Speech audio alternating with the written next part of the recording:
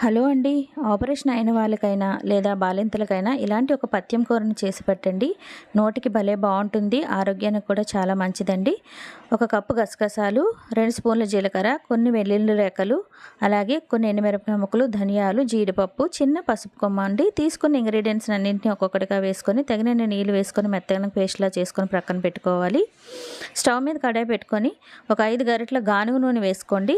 వేడైన తర్వాత కొంచెం ఆవాలు, జీలకర్ర, కరివేపాకు వేసుకొని దీన్ని అంతటిని కలుపుకున్న తర్వాత పేస్ట్‌ని అంతటిని వేసేసుకొని ఆయిల్‌లో బాగా కలిసేలా కలుపుకొని మూత పెట్టుకొని 5 నిమిషాలు సిమ్‌లో మగ్గించుకోండి. తర్వాత ఈ సైజ్ చింతపండు నానబెట్టుకొని రసాన్ని తీసి పక్కన పెట్టుకోండి. ఇప్పుడు దీన్ని అంతటిని బాగా కలుపుకొని తగినంత ఉప్పు, మిక్సీ గిన్నె కడుక్కున్న వాటరు, అలాగే చింతపండు రసం, ఒక చిన్న గ్లాస్‌తో వాటర్ వేసేసుకొని కలిపేసుకొని మూత పెట్టుకొని 10 నిమిషాలు మీడియం ఫ్లేమ్‌లో ఉడికించుకుంటే ఎంతో టేస్టీగా కమ్మగా ఉండే పథ్యం కూర అయితే రెడీ అయిపోయిందండి. చాలా బాగుంటుంది. నచ్చితే మీరు ట్రై చేయండి. ప్లీజ్ నా ఛానల్ సబ్స్క్రైబ్ చేయండి. Thank you.